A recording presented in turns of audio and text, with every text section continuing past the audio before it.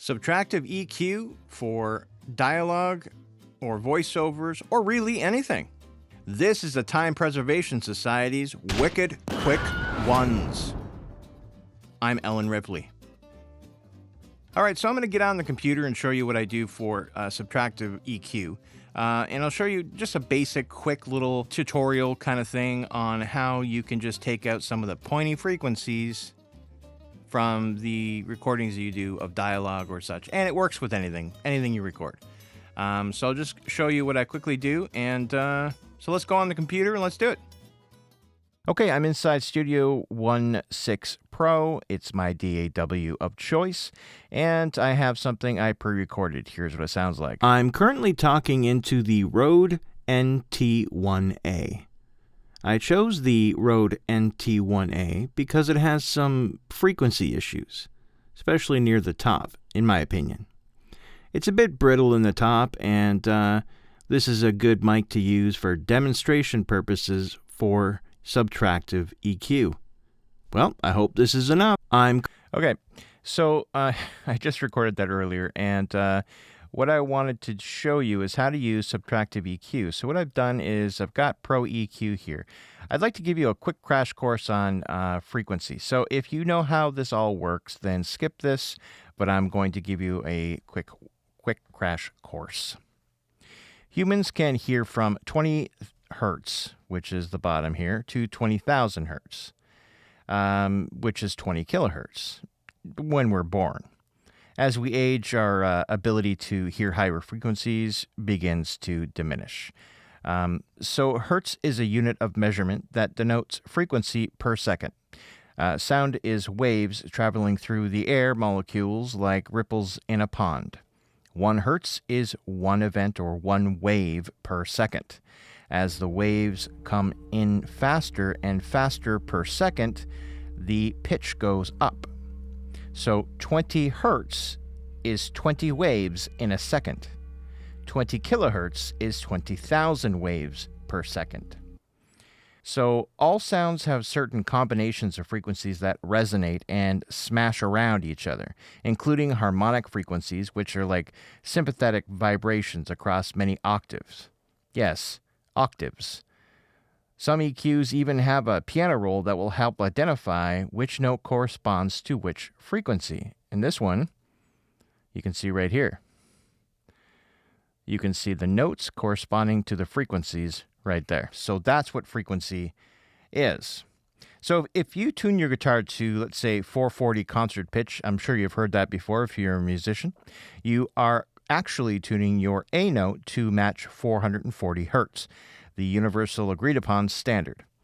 Middle C is around, I think, 262 hertz or something like that. So when we hear a sound like spoken word, it's made up of many, many frequencies and harmonics. Some sound good to us and some sound bad. Subtractive EQ is a method of removing or lowering the sucky frequencies to allow room for the better sounding frequencies to come out. And when I say sucky frequencies, I'm talking about frequencies that are poking through or that might, cause ear fatigue for the listeners. Certain frequencies might sound great on one recording and suck on others. It's entirely case by case. And sometimes you'll get comb filtering. This when you have a surface, usually hard or reflective surface, that's too close to your mic and sound source. The sound bounces off that surface and reflects a certain resonant frequency back into the mic very quickly, which boosts that frequency, makes it sound, ugly.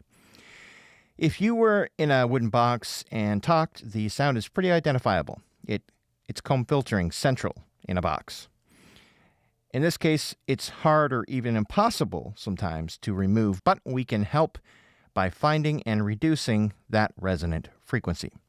So that's a crash course in that. So what we're doing here is we're going to listen back and we're going to try to see what we can take out, right?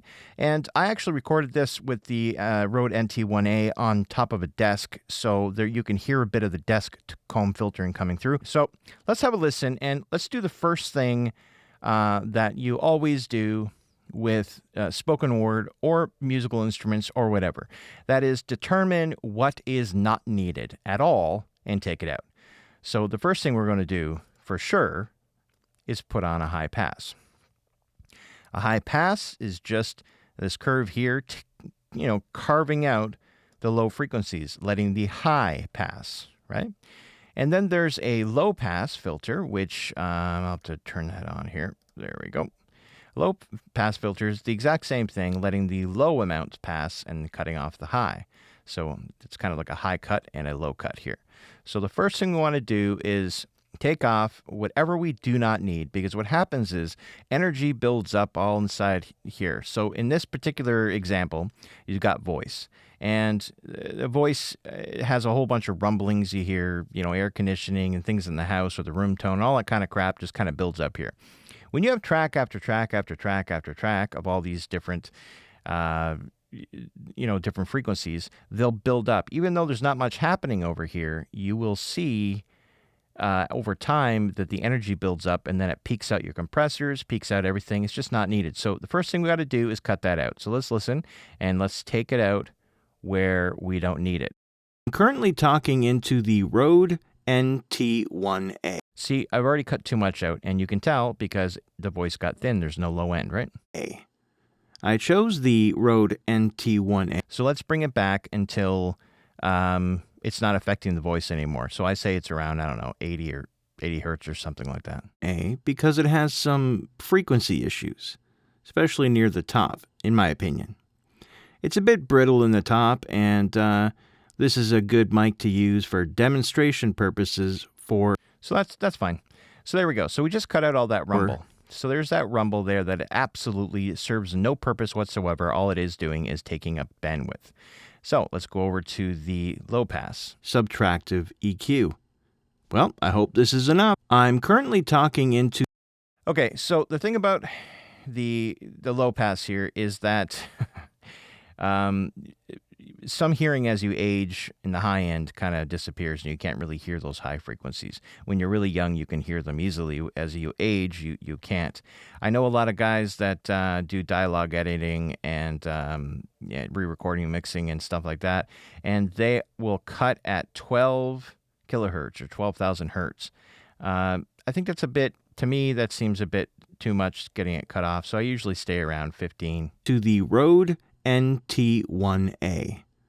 I chose the Rode NT1A because it has some... I'm going to go up. So here we are, cutting off what we don't need up here and what we don't need down here. That's the first thing.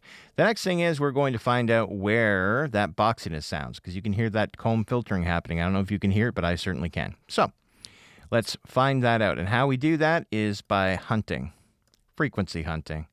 So you just make a notch, bring it up, and then we're going to scan it until we hear that sound. So let's do it. Frequency issues, especially near the top, in my opinion. It's a bit brittle in the top, and this is a good mic to use for demonstration purposes So you hear that? There's that resonant frequency, but I know that it actually takes up about that much here. So what I'm going to do is make that a bit wider and drop her down. And just be subtle about it. You really don't need to go a lot. Don't do something like this and cut out all kinds. I mean, you can, but usually you cut too much. All you're trying to do is just take off the edge, right? Subtractive EQ. Well, I hope this is enough. I'm currently talking into the Rode NT1A. I chose the Rode. So there we go. So that's what I would cut out of this. The only other thing that I would cut out of this particular one is a bit of the highs. And I heard that happening with the sibilants happening in, I don't know, around 4,500, maybe 5,000. Let's see here. Make another one. Let's do this. Rode NT1A, because it has some frequency issues. There it is. Especially near the top, in my opinion. It's a bit brittle in the top, and this is a good mic. See, hear that whistling? That sucks. So let's take that down. Just a little bit, just to take it out. I use Fab Filter ProQ 3. I know it's very expensive, and I waited a long time to get it, but man, I know you see it on YouTube. Everybody's got it, and you're like, ooh, that looks like a nice EQ. Let me go download it, and it's $200. Yeah. Well, it costs money, and But honestly, you can do this with any parametric EQ. You can do the same thing over here. Bring up Infinity EQ. You can do the same thing, bring that there. And then drop another one over here. Same thing. And then you can do this. Then you can frequency hunt.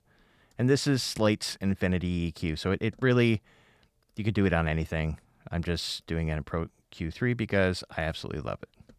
So there we go. Now, the other thing you can do in Pro Q3 that you can't with a lot of EQs is you can make this dynamic, and all of a sudden, it is a multiband compressor.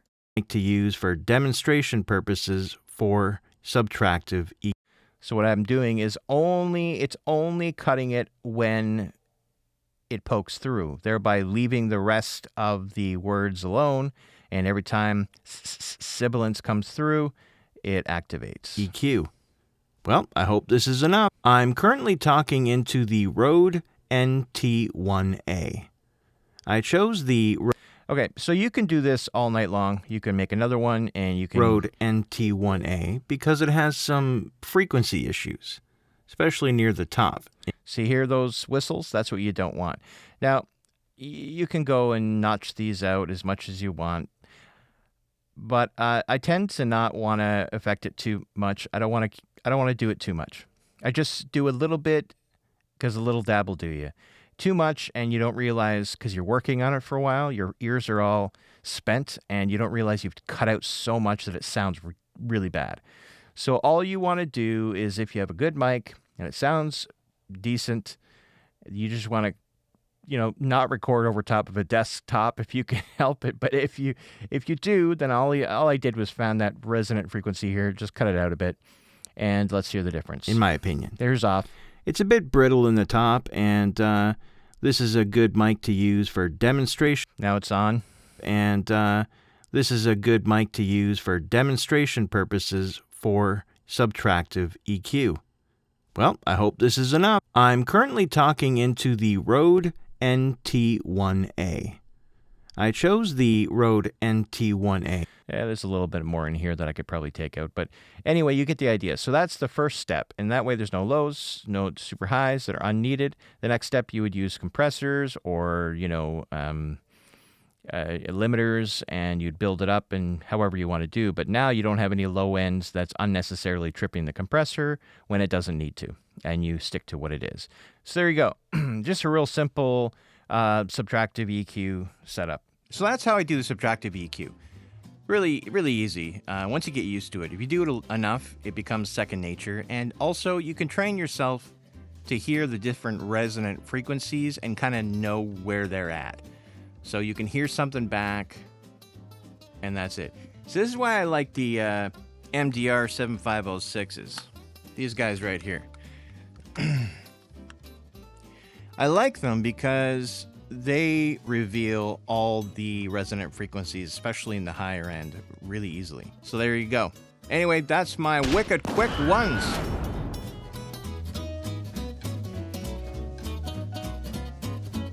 Blue and green should never be seen unless it's in the washing machine. Well, I'm breaking that rule. Yes, I am. Yes, of course.